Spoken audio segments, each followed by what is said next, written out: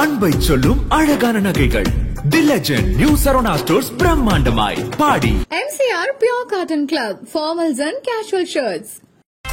No compromise. Unga sidelayum enga sidelayum. It's a GT promise. GT Holidays, South India's #1 travel brand. Foxconn விவகாரத்தில் TRP ராஜா முந்திக் கொண்டு விட்டார். அவர் உறுதியளிக்க தவறு. காரணம், பாக்ஸ்கான் தொடர்ந்து இருக்கக்கூடிய முதலீடு தான் என்று சொன்னார்கள் தவிர புதிய முதலீடு என்று சொல்லவில்லை. ஆக மொத்தம் டிஆர்பி ராஜா தமிழக அமைச்சர் சொன்னது தவறு. ஓரகடம் பக்கத்துல, காஞ்சிபுரம் பக்கத்துல அவங்க ஃபேக்டரி ஐபோனுக்காக பண்றாங்க. இது அகில உலக பிரச்சனை. தைவானுக்கும் சைனாவிற்கும் கூடிய பிரச்சனை. அதில் வேண்டுமென்றே அந்நிய முதலீடு என்று தன்னை பெருமைப்படுத்திக் கொள்ள அளவிற்கு டிஆர்பி ராஜா செய்ததை திராவிட முன்னேற்ற கழகத்தில் இருக்கக்கூடிய அமைச்சர்களே டிஆர்பி ராஜாவுக்கு எதிராக செயல்பட்டார்கள்.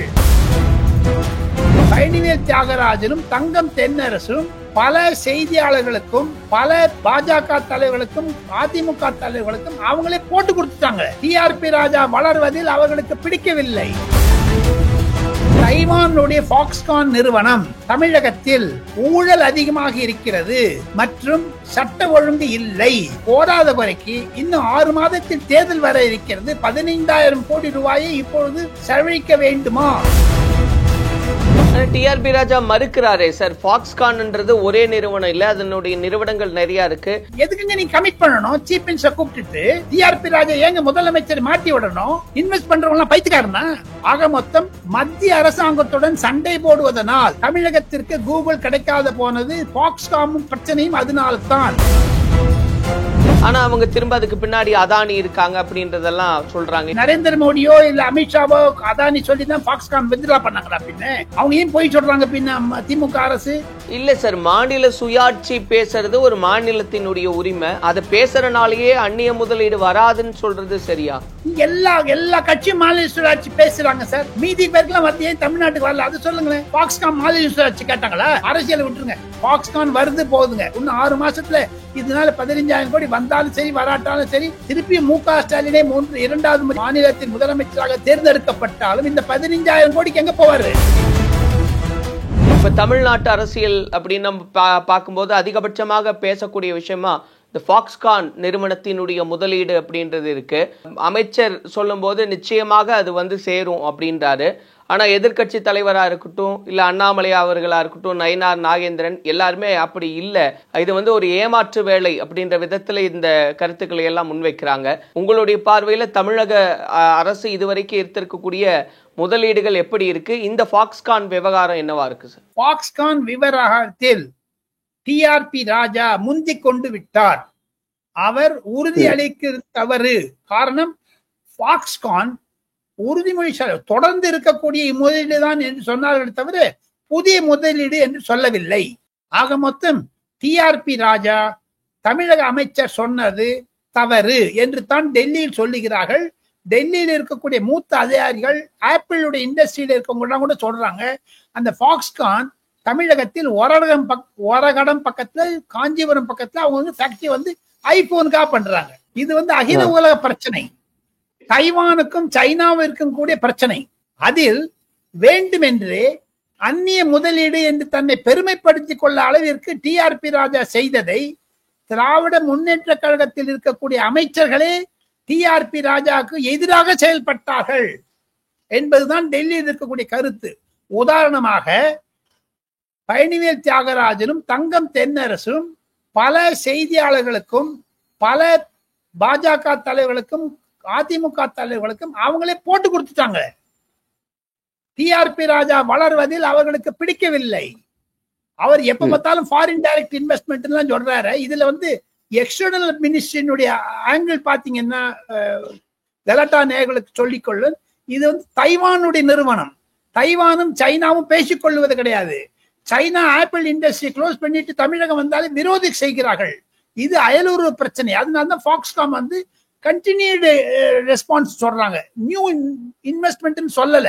இதை வைத்து பார்த்தால் நான் டெல்லியில் சில அமைச்சர்கள், அஸ்வினி வைஷ்ணவ் போன்றவர்களும் மற்றும் உள்துறை அமைச்சரும் கேள்விப்படுவது என்ன என்று கேட்டால், தைவானுடைய பாக்ஸ்கான் நிறுவனம் தமிழகத்தில் ஊழல் அதிகமாக இருக்கிறது மற்றும் சட்ட ஒழுங்கு இல்லை.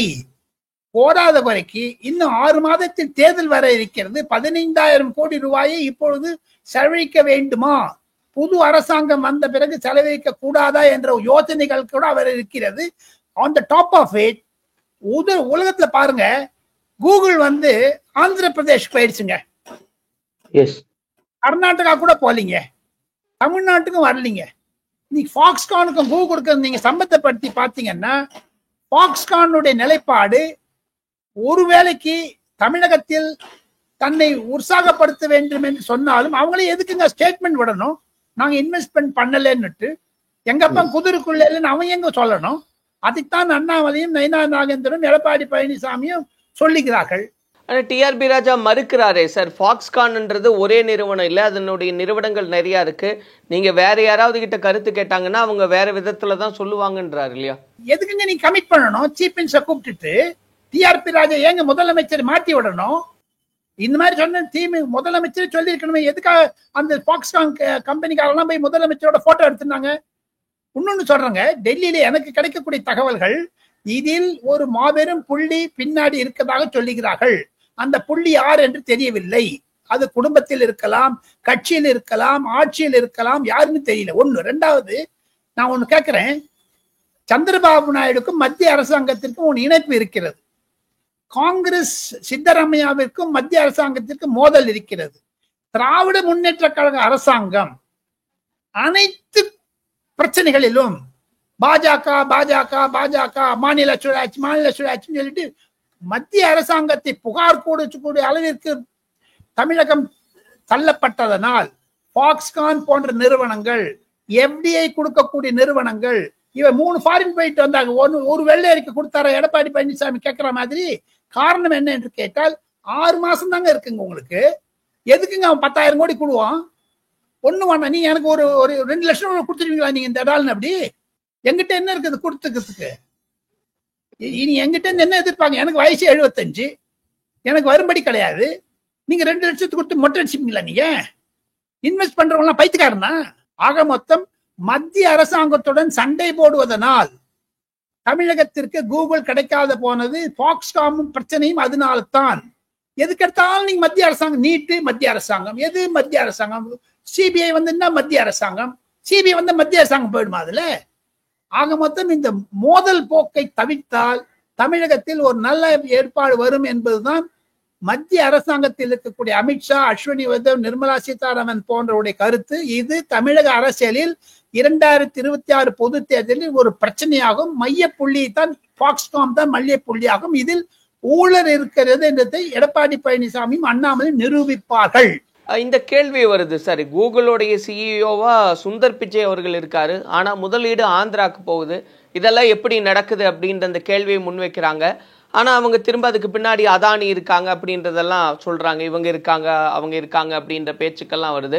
உண்மையிலேயே உங்களுடைய பார்வையில என்ன இவ்வளவு தூரம் இந்தியா முழுமைக்கான அரசியலை பார்த்துக்கிட்டு இருக்கீங்க, தமிழ்நாடு ஏன்னா காம்படிஷன்ல கர்நாடகா ஆந்திராலாம் வந்து அவங்க காம்படிட் பண்றாங்க, அந்நிய முதலீடுகளை எல்லாம் இருக்க, தமிழ்நாட்டை நோக்கி அதெல்லாம் வராம போகுது இல்ல குறைந்த அளவுல வருதுன்னா என்ன பிரச்சனை சார்?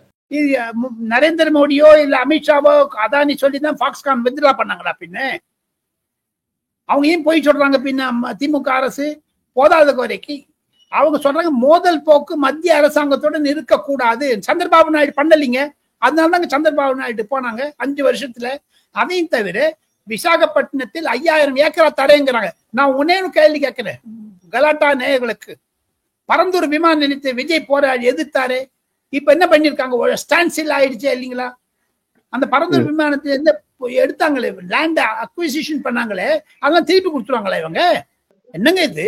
ஒவ்வொருத்தரும் கைத்து போட்டு வாங்கிட்டாங்க. ஆக மொத்தம் பரந்தூர் விமானமும் சாம்சங் பிரச்சனையும் அந்த ஃபாக்ஸ்கானும் திராவிட முன்னேற்ற கழகத்தினுடைய அணுகுமுறை தவறு என்பதைத்தான் திராவிட முன்னேற்ற கழகத்தில் இருக்கக்கூடிய சில மூத்த அமைச்சர்கள் மத்திய காங்கிரசுக்கும் மத்திய பாஜகவிற்கும் உணர்த்துகிறார்கள். எடப்பாடி பழனிசாமிக்கும் அவர்களே தான் சொல்லுகிறார்கள் என்ற குற்றச்சாட்டு என்னிடம் இருந்து வருகிறது. இப்போ நிறைய கருத்துக்களை இவங்க முன்வைக்கும் போது டிஆர்பி ராஜா வந்து முதலமைச்சர் அவர்களை ஏமாத்துறாரு, இந்த முதலீடுகள்லாம் வராது அப்படின்னு, இது எவ்வளவு பெரிய பின்னடைவா மாற இருக்குன்னு பாக்குறீங்க சார்?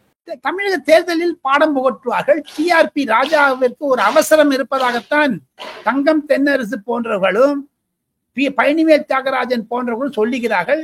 டிஆர்பி ராஜா மெல்ல போவது நல்லது. காரணம், அவருடைய தகப்பனார் மத்திய அரசாங்கத்தில் இருந்தார், பல மந்திரி சபைகளில் இருந்தார், அவருக்கு அரசியல் தெரியும். மத்திய அரசாங்கத்தில் இருந்து ஒரு தாக்குது என்று வந்தால் அது டிஆர்பி ராஜாவைத்தான் தாக்குமே தவிர, ஏன்னா இன்னும் பாருங்க, சொல்றது கேளுங்க, 2026க்கு பிறகுங்க 2 வருஷம் நரேந்திர மோடி மத்திய அரசாங்கத்துல பதவியில் இருக்க போறாருங்க. திமுக அரசே மீண்டும் வந்தாலும் எப்படி அவர் இந்த பாகிஸ்தானை செட் பண்ணுவாரு ஸ்டாலின்? எல்லாத்தையும் நான் ஒண்ணு கேட்கிறேன் உங்களுக்கு, அகில இந்திய பிரச்சனை, அகில உலக பிரச்சனை எல்லாம் சொல்றாருங்களே, அந்த ஹமாஸுக்கும் இஸ்ரேலுக்கும் பாலஸ்தீனுக்கும் சண்டைன்னுட்டு நேற்று சட்டசபை முடிஞ்சு போச்சு, தீர்மானம் போட்டாங்களா? இவருக்கு திராவிட கழகத்துல போய் இருக்கும்போது தீர்மானம் போடுவேன்னாரு. அதே மாதிரிதான் பாக்ஸ்காமும். அகில உலக பிரச்சனையில் மத்திய அரசாங்கத்தை விட்டு கொடுத்தார் மு.க. ஸ்டாலினுடைய தகப்பனார் ஐயா கருணாநிதியும் அம்மையார் ஜெயலலிதாவும் எம்ஜி ராமச்சந்திரனும். இவங்க இன்டர்நேஷனல் லெவல்ல மூக்க விடுறாங்க, அதனால வர வம்புங்க. சரி, இப்போ நான் திரும்ப உங்களுடைய பார்வையிலே கேட்கிறேன், வட மாநிலங்கள் தென் மாநிலங்கள்னு கூட பிரிச்சுக்கலாம் இந்த முதலீடு ஈர்க்கிறதுல. உங்களுடைய பார்வையில எந்த மாநிலம் ரொம்ப சிறப்பா இந்த முதலீடுகளை எல்லாம் ஈர்க்குது? எந்த அளவுல தமிழகம் அதுல பின்தங்கி இருக்கு அப்படின்னு பாக்குறீங்க? மகாராஷ்டிரா இழுக்கிறது, ஆந்திர பிரதேஷ், கர்நாடகா இழுக்கிறது, நம்ம ஹிமாச்சல் பிரதேசம் காங்கிரஸ் ஆளக்கூடிய அரசாங்கம் இருக்கிறது. அவங்க எல்லாம் நல்லா பண்றாங்க. அவங்க மத்திய அரசாங்கத்தின் மோதல் அரசியல் ரீதியாக இருந்தாலும் ஆட்சிக்கு ஆட்சி மோதல் கிடையாது.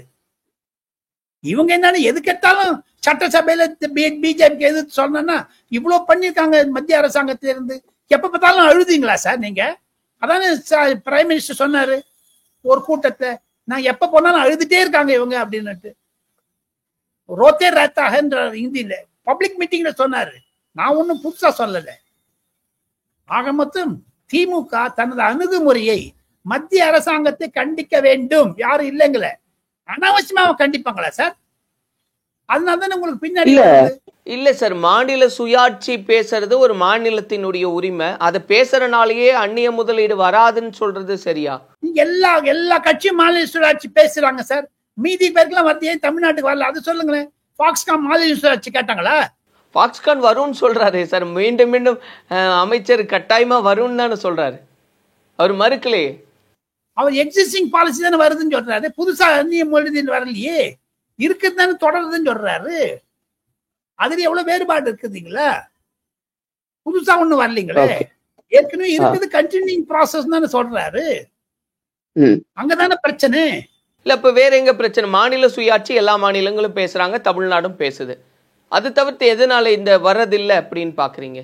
இங்க கிரவுண்டும் நல்லா தானே இருக்கு. ஊழல் இருக்குதுங்க, சட்ட ஒழுங்கு இல்லைங்க, அதெல்லாம் சொல்றாங்க. அதை பத்தி எங்க இப்ப ஆந்திர பிரதேசத்து சிங்கிள் பார்ட்டி கவர்மெண்ட்டுங்க, இங்கேயும் சிங்கிள் பார்ட்டி கவர்மெண்ட் தான். எதுக்காக இந்த கரூர் பிரச்சனை எல்லாம் கூட அந்நிய முதலீட்டை பயமுடுத்துதுங்க. அதெல்லாம் சரி பண்ணணுங்க. நீங்க முன்னாடி முதலமைச்சர் சின்ன சின்ன பிரச்சனை கூட அவங்க 10,000 கோடி கொடுக்குறாங்க, 15,000 கோடி கொடுக்குறாங்க, ₹1 ₹2 இல்லைங்க. இல்ல கரூர் விவகாரம் இதுல இம்பாக்ட் பண்ணுன்றீங்களா சார்? பிசினஸ்க்கு கரூர் இன்சிடென்ட் இம்பாக்ட் பண்ணுமா? ஒண்ணும் வேணாங்க, நீங்க எனக்கு ஒரு 2 லட்சம் கொடுங்க, எனக்கு நீங்க அது எப்படி திருப்பி வாங்குறீங்க பார்க்கலாம். அதே மாதிரி தான் 15,000 கோடி போடுறாங்களே. கரூர் இன்சிடென்ட், ஊழல், குடும்ப ஆட்சி மற்றும் நம்ம விஜய் சொல்லுவது மாதிரி மன்னர் ஆட்சி, இதெல்லாம் இருக்குதுங்களே. அதைத்தானே விஜய் திருப்பி திருப்பி சொல்றாரு. ஆக மொத்தம் இது மாநில சுயாட்சி, மத்தியில் கூட்டாட்சி என்ற மாநிலம் போக, மாநிலத்திலும் கூட்டாட்சி மத்தியிலும் கூட்டாட்சி வந்தால் திராவிட முன்னேற்ற கழகத்தினுடைய நிலை எப்படி இருக்கும் அதை சொல்லுங்க பார்ப்போம். அரசியல் விட்டுருங்க. பாக்ஸ்கான் வருது போகுதுங்க, இன்னும் 6 மாசத்துல இதனால 15,000 கோடி வந்தாலும் சரி வராட்டாலும் சரி, திருப்பி மு.க. ஸ்டாலினை 2வது முறையாக மத்திய மாநிலத்தின் முதலமைச்சராக தேர்ந்தெடுக்கப்பட்டாலும் இந்த 15,000 கோடிக்கு எங்க போவாரு அதை சொல்லுங்க பார்ப்போம். எதினும் இது பொறுத்திருந்து பார்க்க வேண்டும் என்பதுதான் என்னுடைய கருத்து என்று சொல்லி அடுத்த வீடியோவில் நான் சந்திப்போம். தங்களுடன் பேசியதில் நான் மற்றற்ற மகிழ்ச்சி. விடைபெறுகிறேன். டெல்லியிலிருந்து ராஜகோபாலன். நன்றி நன்றி சார், நிறைவான நிறைய கருத்துக்களை கொடுத்திருக்கீங்க. தொடர்ந்து பேசலாம். நன்றி. அன்பை சொல்லும் அழகான நகைகள் தி legend new Saravana stores பிரம்மாண்டமாய் body. MCR Pure Cotton Club Formals and Casual Shirts. Aha, No compromise. உங்க சைடுலயும் எங்க சைடுலயும். It's a GT promise. GT Holidays, South India's #1 travel brand.